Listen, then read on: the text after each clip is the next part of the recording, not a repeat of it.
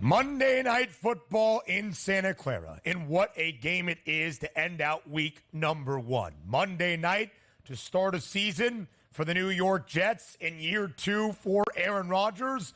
Does it bring back some very bad memories from the Monday night opener at MetLife last year for the New York Jets? Of course, just 4 offensive snaps for Aaron Rodgers, and then the Achilles injury that would sideline Rodgers for his first year in New York for the entirety of it. They are hoping for better as Aaron Rodgers returns home to Northern California. The San Francisco 49ers, 3.5-point favorite at home inside Levi's Stadium with a total of 43.5. What a game this is, DRS, to end out week number 1. So many narratives, so many storylines. We will have some reactions to this, of course, on a Tuesday. You and the Pro Football Today gang will be live throughout on NFL In-Game Live Game Day, reacting to it all. What do you expect for tonight on this Monday in Northern California? There's a lot of question marks. How about that to expect? And the reason I say that is we've watched a lot of sloppy football in week number 1. We're also taking a look at a quarterback that hasn't had a lot of football on the field since getting injured last September, and a lot of high expectations on both sides. If you're looking from a San Francisco perspective, love the fact that they signed their all-world left tackle, got him back into camp, but he did miss all camp. We'll see if that plays out. Also, you do have Brandon Aiyuk, who Kyle Shannon's already said he's going to be on a pitch count on Monday night. It would be great if he practiced all the way through and wasn't on a pitch count because he's one of the better wide receivers in the NFL. But both of these teams, I got to be honest, I do think it comes down to that line. It's important. It opened up at the FanDuel Sportsbook in the offseason once we knew the teams were playing each other, 6.5. It got as low as 3.5, which still currently sits at the FanDuel Sportsbook. Bounces 4.5, 3.5, 4s. We'll see what it gets to at game time. A lot of other outlets right now showing at 4, but FanDuel keeping that at 3.5, a total of 43.5. It seems like these numbers are right because if you say they're 2 electric offenses once they can get going, because you take a look at the Jets offense this year from last year, well, you insert Aaron Rodgers back in it, you add another capable wide receiver, your tailback should be even better improved coming off an injury from the year previous. And then you take a look at San Francisco and say to yourself, yeah, well, that offense is built, ready, made to go. Kyle Shanahan, everybody's in position. And that 43.5 sticks out. Why? Because those defenses are so good on both sides. But I want to buck that trend. I think we get more offense than that. Are we talking about 55, 60 points? No. But I would be very surprised, Ben, if both of these football teams don't reach at least 20 points, which again, puts you in that ballpark of 43.5.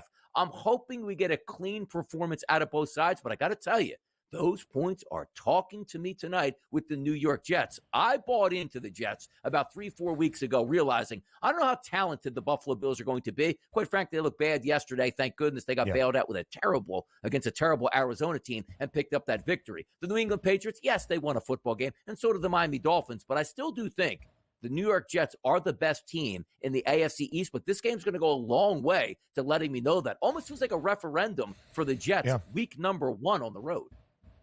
The Cardinals did cover as a 6.5-point underdog in Western New York against the Bills, with Josh Allen leading Buffalo back to passing touchdowns, to rushing scores, but an injury to his hand that we shall discuss with Dr. David Chow in our third hour. But even before the opener, the New York Jets had moved to the favorites in the AFC East.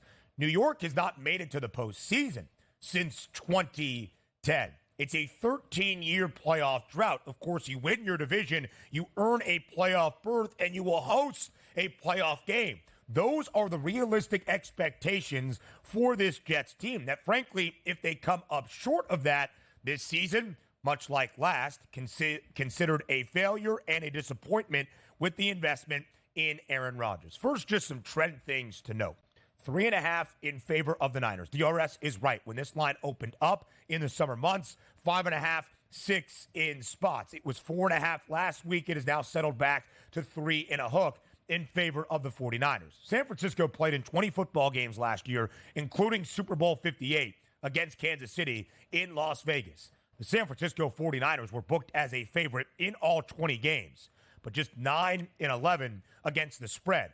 I am intrigued, Donnie, to see the New York Jets now having the 3rd best price in the AFC, the favorites to win the AFC East division, how often they will be booked as a dog this year. Of course, without Aaron Rodgers, they were an underdog 14 times out of 17 games a season ago. 6-8 against the number. 5 of those 6 covers, though, an outright victory. This Jets team, even without Aaron Rodgers and some of the worst quarterbacking play that you will ever see, found its way to 7 wins because of all the talent on the roster outside of the quarterback spot. This might be one of the few times, maybe 1, 2, 3 times this year in total that Gang Green is booked as an underdog, and it's north of a field goal. And by the way, if you take away Hassan Reddick, who still hasn't showed up for the Jets, who knows when that charade is actually going to end at this point? We're not getting any details from either side, as opposed to, unless you show up, we're not paying you. The reason I want to bring that up is everybody for the Jets practiced all the way through training camp here. You look at the San Francisco 49ers, that didn't happen. Christian McCaffrey, maybe the best pound-for-pound running back in the NFL, I think we can agree upon. Missing 3-4 weeks of practice, now coming back. We'll see if he's on a pitch count in this game. We already been told Brandon Aiyuk's on a pitch count. And yes, Trent Williams, for as good as he is, hasn't practiced all off season long and basically inserted back on game week as a 36-year-old left tackle. Am I expecting him to be bad? Not necessarily, but you might be a little bit more winded than you actually think. So more question marks are showing up in this game. As I said, already have a lot to answer. I just want to, if I can get a Jets victory over San Francisco in game number 1, boy, that hype train is going to be unleashed because you never got a chance to say it. As a Jets fan coming into last year against Buffalo, night number 1, I mean, the vibes couldn't have been higher, and it ended minutes into that game. And now you get to see Aaron Rodgers hopefully healthy and playing. Now, granted, you saw Kirk Cousins in that game. How did he look coming back from an Achilles injury? Aaron Rodgers is doing the same thing and hasn't had a lot of game film here to put out in the preseason and such. So, yes, question marks, Ben. Questions all around. But the answers, they're coming tonight. Aaron Rodgers has played 4 NFL snaps in the last 2 calendar years. He is 40 years old, trying to return from a torn left Achilles. All the voodoo magic in the world makes it still a difficult test for Aaron Rodgers in his first NFL game action. Did not play in the preseason. What will Rodgers do tonight in San Francisco? Next. Aaron Rodgers is 40 years old. Aaron Rodgers has played just 4 NFL snaps in the last 2 calendar years since the end of the 2022 NFL season. What does he look like tonight in his season debut in 2024? If Aaron Rodgers is mediocre, in my estimation, the Jets are a playoff team, maybe even the champions of the AFC East, getting back into the NFL postseason for the first time since 2010. But what version, at 40, off a torn Achilles, of Aaron Rodgers are we going to see this year and on this Monday night in Santa Clara? Is it the guy that won 2 consecutive NFL MVP awards for Green Bay in 2020 and 2021? Or was it a guy coming off the worst full year of his NFL career in 2022? 235.5 is the passing yards prop tonight for Aaron Rodgers. Really hard to judge, DRS. I would say what he is going to look like tonight, what the numbers and the statistical output is going to be for number 12 in green. Perhaps white tonight. Number 8, I guess he wears now in New York. It's been a long time. But in the final 8 games of 2022, Aaron Rodgers was under this passing yards prop in 7 of 8. In terms of his NFL career, in full seasons where he played at least 15 games, 2022 was the least amount of passing yards we had seen for Aaron Rodgers in a full season since his first year as a starter in Green Bay in 2008. What version of Aaron Rodgers will be on display tonight against this 49ers defense? Hopefully it's a good one. And again, that's it. The fun part about this, Ben, is we haven't seen it. Like, it hasn't been like, hey, you know what? He got a lot of snaps in games 1, 2, and 3 of the preseason. He looks like he's back. Similar to what I talk about, like, let's just say younger quarterback in C.J. Stroud getting out, like, man, he just looks legit. I can't wait to see him in week number 1. Now, I can't wait to see Aaron Rodgers in week number 1. But again, I don't know what version we're getting. This isn't a 24-year-old coming off an Achilles. This is a guy that's sort of at the ending part of his career with maybe 2 to 3 years left on the edge of his prime and coming off, as you said, basically 2 football seasons without playing any football, as I'm supposed to say, oh, yeah, that's the Aaron Rodgers I remember from winning a Super Bowl against the Steelers like around 2010 at this point. We're not going to get that Aaron Rodgers or that mobile even of Aaron Rodgers, but the worst case scenario maybe played out yesterday, and you can use that moving forward. Kirk Cousins didn't play in the preseason. And do you remember when it was like, hey, by the way, Michael Penix isn't going to play the remainder of it too. We've seen enough. That was almost code for, we hope Kirk is going to be okay. And yesterday, I'm not saying Kirk Cousins was hurt, but he looked ultra rusty and certainly didn't help his football team. I'm not anticipating that, honestly, from Aaron Rodgers tonight. But that offensive line, if it can stand up against a very good front seven for the 49ers, that's going to give me a little bit more confidence. Say, okay, maybe that first quarter and a half might be a little bit rough. Maybe he is not, because we're all human beings. Hey, last time I was out here, I tore my Achilles. Oh, no, I'm on the road in a hostile environment against a very good defensive line. Hope I don't get sacked like right off the bat here and I'm running for my life. Because if they can hold up and he makes those short completions to start the game, you might see that confidence build for Aaron Rodgers. I'm optimistic on Aaron Rodgers. It's not a lot of numbers. Hey, Ben, he's got to throw for 325 tonight. No, you see it right there. It's 235 and a half. Touchdown passes, 1.5, which means throw 2 of them. That's plus money. It's not minus 160. Attempts, 33 and a half. That's normal for a quarterback here. And for Aaron Rodgers, you probably expect that to be 37 or 38 at that point. So the expectations are timid, or should I say damp down a little bit. I think he can play well, but this is going to be a great football game to watch it play out. I'd rather bet on Aaron Rodgers than bet against Aaron Rodgers. Interesting. We'll see, I guess, based on tonight. The San Francisco 49ers, third best scoring defense in the National Football League a year ago. The New York Jets, 12th best scoring defense in the NFL a season ago, but the best passing defense in all of the National Football League. The only team that limited opponents' quarterbacks to less than 170 yards per game. San Francisco, throughout the regular season, in terms of defending the pass, they were in the top half of the league, but it was like their one area of weakness, if you want to even categorize it as such. Top 10 in pretty much every other category, giving up 214 yards per game. So now we go to Brock Purdy in the quarterback comparison, 237 and a half. What was our conversation around San Fran's man last year? Is he a game manager? Is he the reason this San Francisco offense is great? Is he being elevated by Kyle Shanahan? Yada, yada, yada. We have said, Donnie, and we were often on the right side, that Brock Purdy is a good quarterback. Yes, he is a beneficiary of this system, but he is a reason the system is so efficient. He did struggle in the 2 preseason games that he played in for the 49ers, but 42-80 in terms of his passing yards output last season, that was 5th best in the National Football League, over that number that you saw of 237 and a half in 11 of 16 games. We'll continue to break down Monday Night Football when Hour 3 starts up next on the Early Line.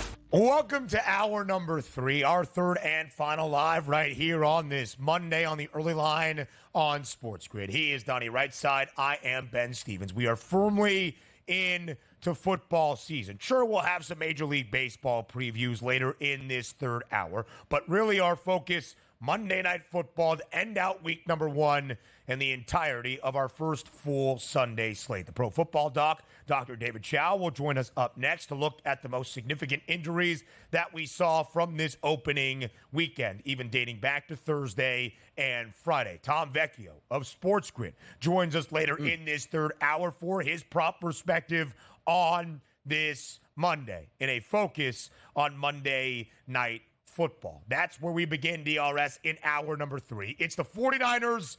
It's the Jets in Santa Clara. We continue our breakdown. Yeah, by the way, you got another breakdown here, BSS. There's more hours that we have to spend in football season getting ready for content and putting in the hard work.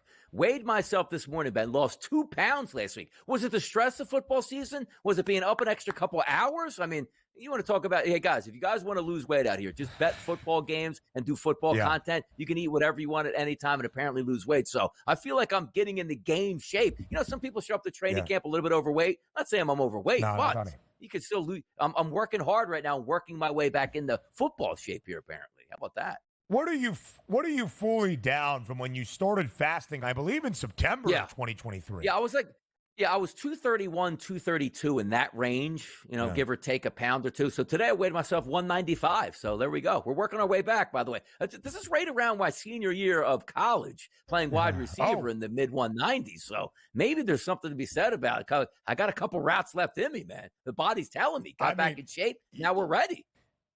You never know, DRS. I mean, down by 35-plus pounds. A guy that intermittent fasts, a guy that hasn't eaten dinner since August of 2023. This No. guy is doing some good stuff. Football Studio, playing or was it shape, just the football studio was so handle. hot yesterday, Ben? I mean, that could be He too. might have been. Maybe I He might just sweated be it down out. some You water never weight, know. like a cut before a wrestling Right. match. That's what the Yeah, guy's that's doing probably it. here. Yeah, got to get that extra I hope they cardio in. Goodness.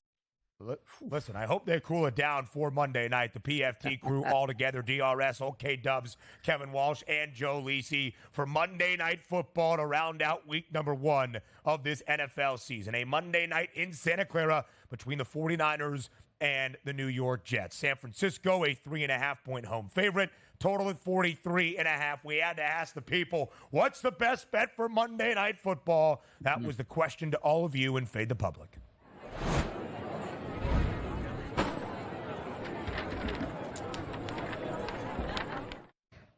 The Niners laying 3.5. The Jets as the road underdog catching more than a field goal. Over 43.5. Under that number, what is the best bet for Monday Night Football? At Sports Grid, here are your answers. Nearly 38% laying it with San Francisco. That surprises me, DRS. And the second most selected is the Jets, getting 3.5 points. But in terms of that total, under 43.5, 22%, less than 15% of the votes on the over. I think Donnie's fading the public in both of those categories.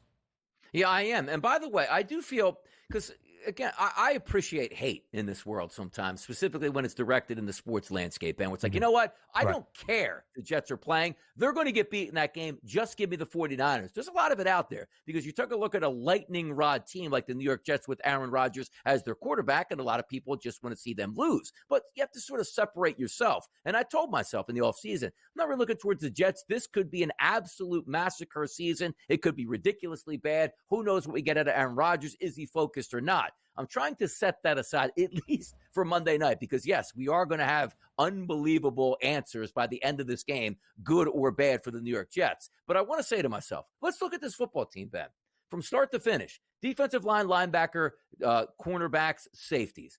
Elite New York Jets defense here. You take a look at the offense. What did they have to improve? The offensive line. They tried to do that in the offseason. We'll see if it plays out. Breece Hall is one of the more electrified runners in the NFL. You got a decent tight end, but now you have a great tandem of wide receivers and Mike Williams on one side and obviously Garrett Wilson on the other. So I'm expecting Aaron Rodgers to come back to a very good scenario. And if we just look, Ben, at last year, the only thing missing was just not even great quarterback play, competent quarterback play, and I think you're going to get that here. So for me, I did take the Jets at the 3.5. We'll see where that line ends up by game time. I take a look at the over-under, and I see the 43.5 as an under, and a lot of people betting it. I understand that you have two great defenses, but also keep in mind, a lot of penalties week 1, defensively and offensively. It will be a little bit sloppy. We're not worried about weather conditions tonight in Santa Clara, so I don't think that's going to be an issue. But you're also, if you put both of these teams and say, Aaron Rodgers, I'm going to get a little bit of that flavor of the past 5 years. We know Kyle Shanahan is always on it. So both of these teams approaching 20 points won't surprise me here. So I have no choice but to look at the over as well.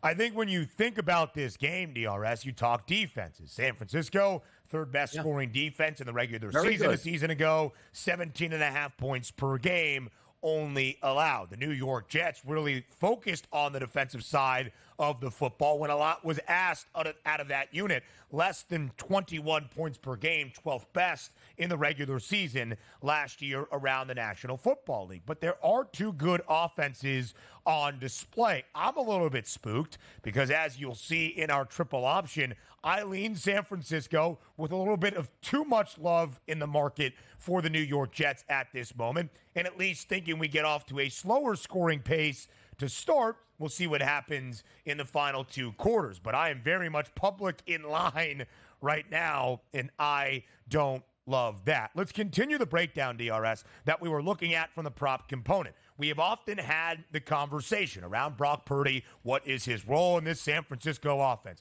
Distribute the football to his talented playmakers.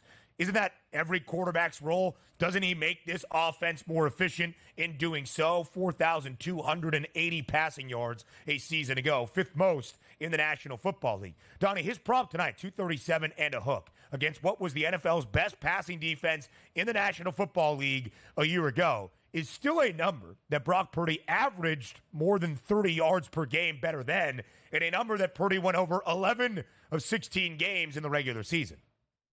I'll tell you what's wild about Brock Purdy. Ben, let's just go back to last year. If he won the Super Bowl, we'd probably still be having this conversation of how much money he should deserve and how good a player he actually is. And, oh, yeah, the football team around him is really good. We never question that with other quarterbacks when they're good. Like, oh, well, Patrick Mahomes has one of the best tight ends in history. Of course he's going to be good. We don't question it there because why? His elite arm talent. We've seen him in the biggest moments make crazy plays and crazy throws. Same thing with Josh Allen. I mean, to be that big a size and that crazy good running the football and throwing it is wild. We get none of that out of Brock Purdy, except him being a very good quarterback. But then we say, well, his arm's not that great.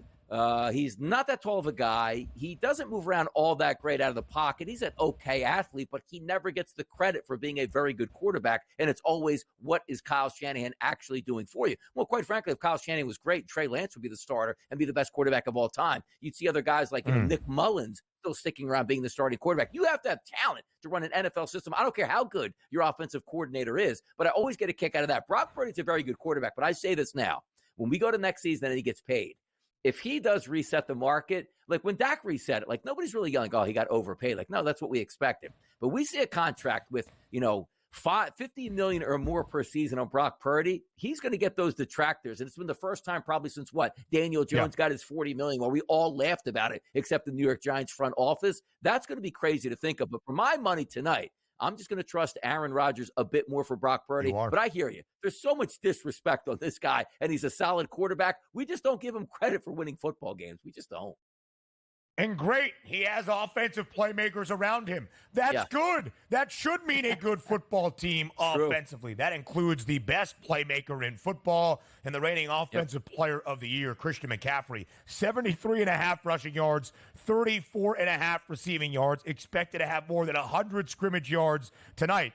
But his counterpart, Breece Hall, pretty up there as well. 64.5 rushing, 27.5 receiving. The prop perspective on this Monday, the first Monday Night Football game of the 2024 NFL season with Sports Grid's Tom Vecchio, live right here on the early line across the Spiz Grizz Network. Vecchio, as always, we appreciate the time. An NFL weekend for you now in the books at Sports Grid, but it continues on this Monday night. We appreciate the time as always. Of course, yeah. Week one was and has been great. It's not over yet. We have one more good game tonight. Some really, really interesting notes that we have to pay attention to for various betting reasons. Let's just roll right into it. Yeah, let's go right to it. 4.5 point spread now in favor of the 49ers, up by a full point from where the line was early on this Monday morning. It was 3 and a hook, as you see on the screen, live on the FanDuel Sportsbook. Now, though, San Francisco laying 4.5 at home. The total has remained the same at 43.5. Tom, with those notes, what are the numbers telling you about Monday Night Football to end out week one?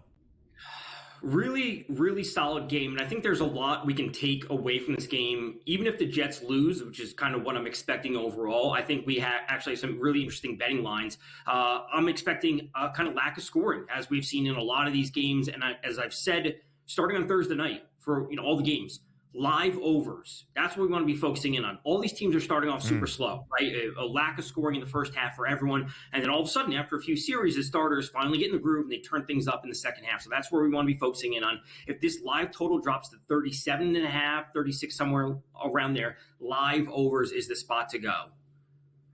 If we're looking at this game and saying, okay, the X's and O's, we obviously two quality football teams, talented on defense, talented on offense. When you're looking from even like a prop perspective, you look at Aaron Rodgers. Do you sort of backtrack just a little bit because we haven't seen him basically in 2 years? And also from the same side, like Brandon Aiyuk, supposed to be on a pitch count. How do you approach these type of situations? Yeah, the Rodgers one is really, really tough because like you said, we haven't seen him in a couple of years. And that last year in Green Bay really wasn't his best. So what are we going to be seeing from him tonight? I think could be all over the place. I'm trying to play things a little bit safe tonight, and that would lead me to under on his attempts. I think that's the easiest spot to start, but I think it is very tough. And then the Brandon Aiyuk news, that leads me to a number of different props, and we also have to remember the CMC news. So there's actually a ton to break down when it comes to the San Francisco side of things. So let's look at the Niners then in terms of that prop perspective. We'll go season outlook, big picture after all of that. Aaron Rodgers will have a lot of focus tonight, of course, as he makes a second start in his second year with the New York Jets on a Monday night. That's bad deja vu for Gang Green. They're hoping he plays more than 4 offensive snaps in the entirety of this game. But let's talk about the quarterback on the other side. A lot is made of Brock Purdy and his role and what exactly he means for this offense in San Francisco. Tom, how do you view Brock Purdy from the numbers and the prop perspective entering this Monday night clash? I actually like the over on his yards, which isn't something I generally say for Purdy, especially in a difficult matchup. As we know, tough defense on really both sides. But I think part of the CMC news plays into this. And it's the CMC news, being listed as questionable with this ankle Achilles injury. This plays into everything. Because if he's not at 100%, because he wouldn't be on the injury report if he was at 100%. So that impacts the passing props for Purdy. It impacts the props for the rest of the players. So that's kind of my starting point for the 49ers tonight is CMC being listed as questionable. So I like Purdy over on yards and probably attempts ultimately. And then I like Rodgers under on attempts because I think they're going to try and ease him into things after missing a full season. And I think this means a big game for Breece Hall. Despite a tough defense from San Francisco, it's going to be a big Breece Hall game, and it's going to come down to combined rushing plus receiving for Breece Hall. A lot of times last year, Tom, for me, it was let me just take an anytime touchdown prop for Christian McCaffrey and just keep rolling it over because he scored every single week. If we're looking at his rushing props, we're not really getting a discount. 73.5 is his number at the FanDuel Sportsbook, as if he's going to be completely healthy. If you had to guess tonight the game plan for the San Francisco 49ers, does it mean more Deebo Samuel running the football? Does it mean a little bit less of Christian McCaffrey? Or could we possibly just be overblowing the situation and we see McCaffrey with 20-plus touches tonight? I think the range of outcomes for this is massive. Like it's just all smoke and mirrors. And CMC is just totally healthy and he goes for 22, 24 combined touches and 100 plus yards and he scores and it's just business as usual for the 49ers. But on the other side of that coin, it's what you said is they have Deebo more involved. And I think that is one of the parts that I'm going to look to most consistently is going to be Deebo having a big game. And it also might be George Kittle as we continue to break things down. When you look at Christian McCaffrey, of course, he tied the NFL record with 17 consecutive games scoring a touchdown. Found pay dirt for San Francisco the first 8 weeks of the season. What is so funny, Vecchio? I say something? It's just 17 weeks in a row. It's hilarious. Oh, yeah. I agree with that. And you're right. And Donnie was not wrong in terms of his handicap of Christian McCaffrey just betting the anytime touchdown price, despite how steep it was. He scored 13 of 16 weeks in total for San Francisco in the regular season a year ago. You mentioned Deebo Samuel and where you think his role in the offense is. Let's go to New York. If you look at Aaron Rodgers, 235 and a hook, you mentioned Breece Hall is going to be that guy. But one of the reasons, Vecchio, there is optimism about what Aaron Rodgers could accomplish this year if he remains fully healthy is not just Breece Hall, but all of the offensive playmakers for Gang Green. Garrett Wilson, who won the Offensive Rookie of the Year award 2 years ago. Mike Williams, the new addition from the Chargers as well. What do you make of the pass catchers for New York entering this opening game? Garrett Wilson is awesome. I'd have more interest in his total receptions prop compared to his receiving yards. Mike Williams is also a big question mark because we know he's coming off the injury. He's with a new team. I think he has plenty of talent. But again, we can't take anything that the Jets did last year and bring it forward to this year because we have so many new additions, so many things have changed. They just need average quarterback play. So I think Mike Williams has the talent, and I think his number is super low. But again, he's not fully healthy. Like not playing in preseason, all these things makes this game, especially from the Jet side, so tough to handicap. But again, we're gonna lean on Breece Hall. We're gonna lean on Breece Hall total attempts over and Breece Hall combined rushing plus receiving plus the SF props that I have.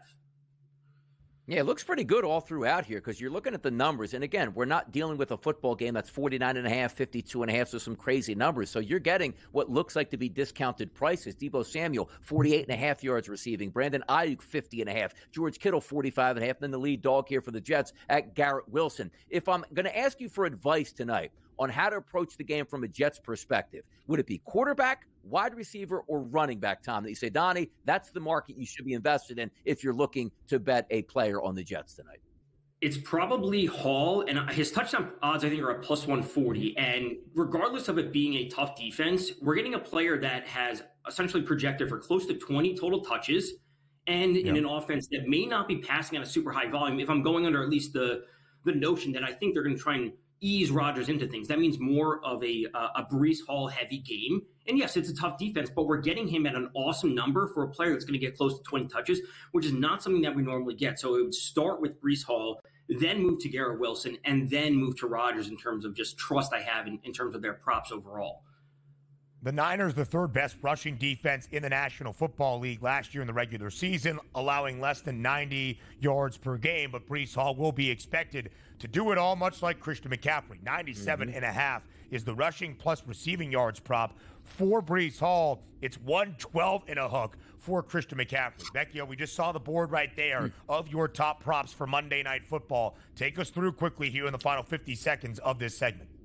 Yeah, it's Deebo Samuel over rushing plus receiving. CMC's not healthy. Ricky Pearsall's on IR. Aiyuk is on a snap count. And as I've said before about Deebo, they manufactured touches for him out of the backfield, running routes, jet sweeps, bubble screens. They get the ball in his hands as a priority for them. So if we have all these factors, CMC not fully healthy, all the players, it is a Deebo game tonight. It is a Deebo TD tonight.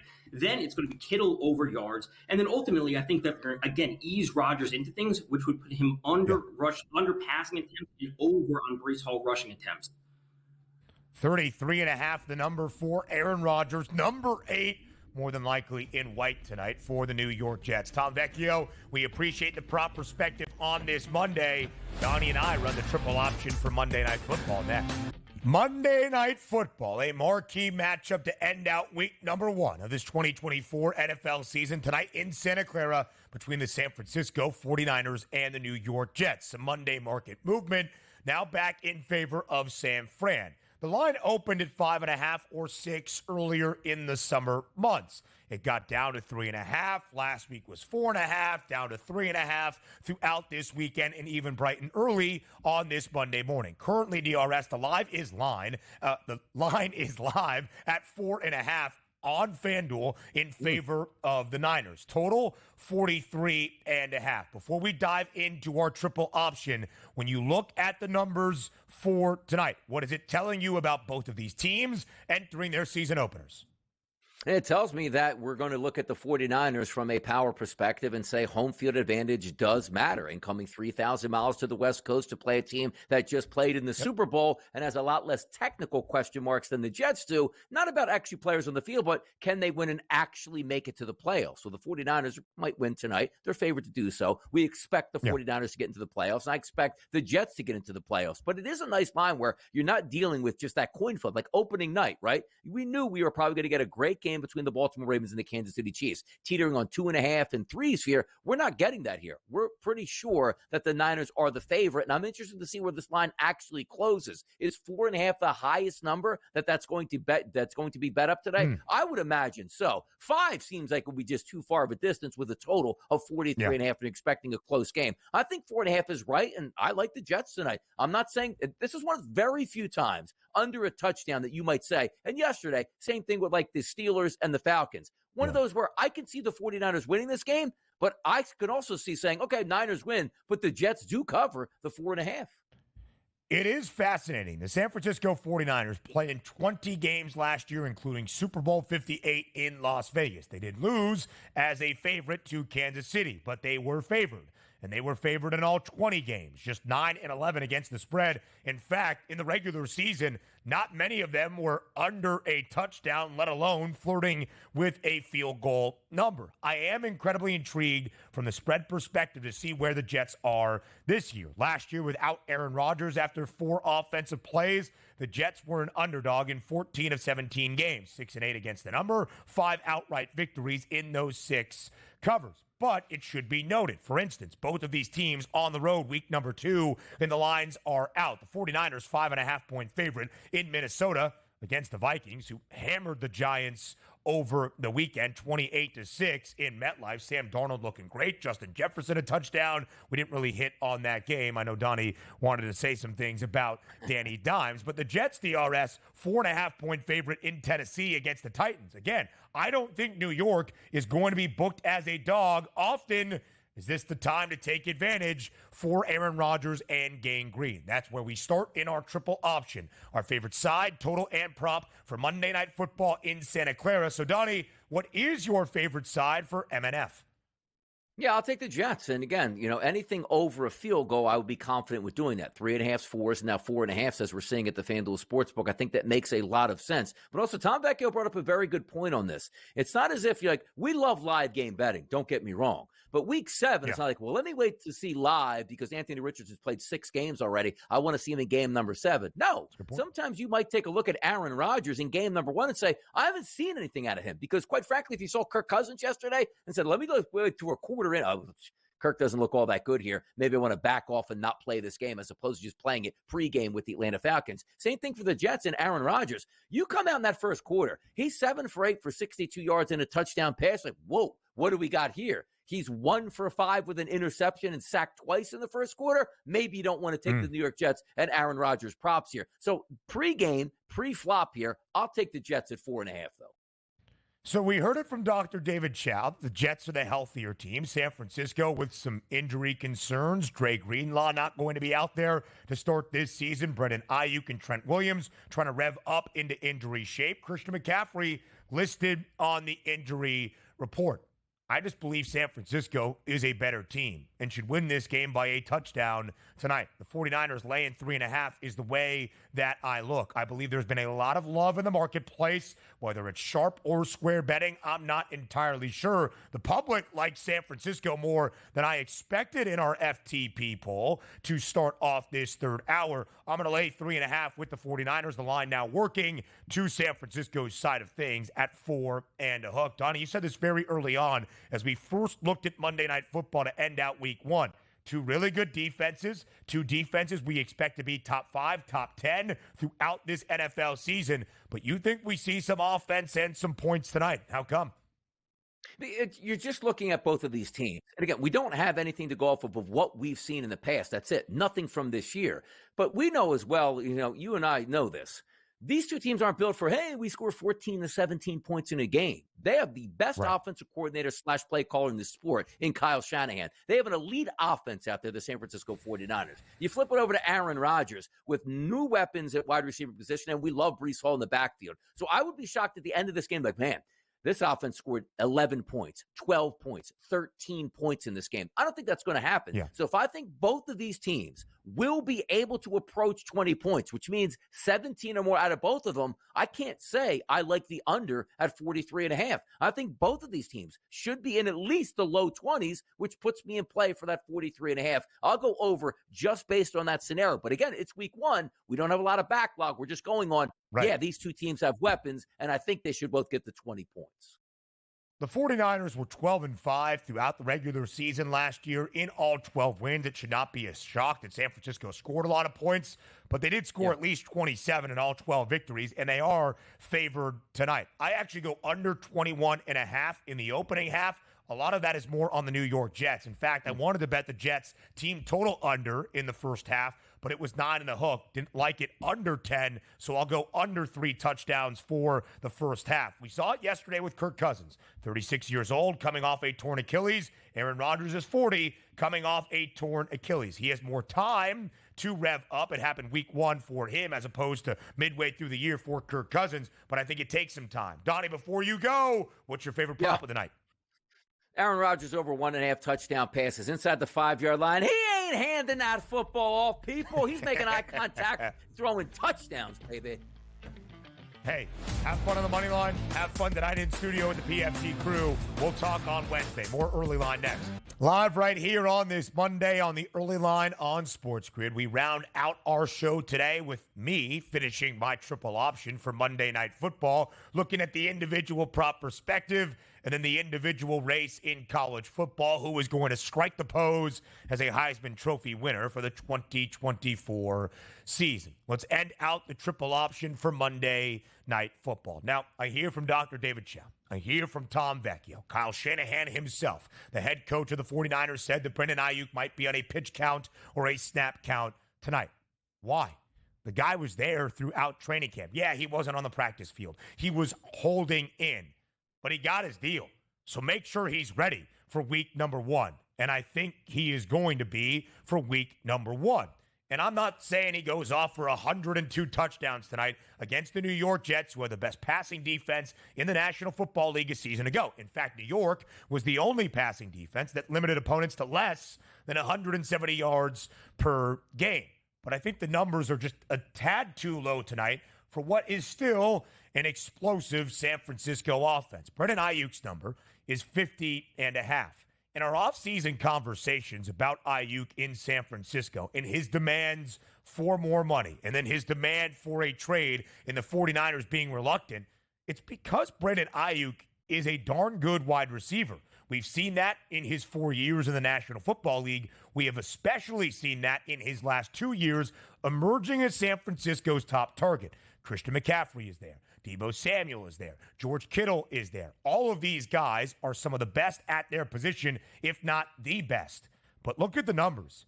Brandon Aiyuk is the top target. For each of the past 2 seasons, he has had more targets and more receptions than anybody else with the 49ers. Last year, for instance, the first full year with Brock Purdy as the starting quarterback in San Francisco, he had more than 100 targets. Nobody else had more than 90. He had 75 grabs, 10 more than George Kittle, who had the second most with 65 receptions. That leads me to Brandon Aiyuk's number tonight of 50 and a hook. He had more than 1,300 receiving yards a year ago. He had 50-plus receiving yards. If you want to pay a little juice and just do 50-plus, I completely understand and not be burned by the hook. He had 50 or more receiving yards in 12 of the 16 regular season games he played a season ago. I just think the number is a tad too light. Again, does he go off for the century mark and 2 receiving scores now because he got his $30 million per year contract? I'm not saying that, but I think he can get to 50 tonight. He is Brock Purdy's favorite and top target. I think we see that on display against the New York Jets. I understand the injury to Christian McCaffrey is slightly concerning. I know Deebo Samuel does it all, but I believe in Brandon Aiyuk having at least 50 receiving yards tonight, maybe even 51, over 50 and a half.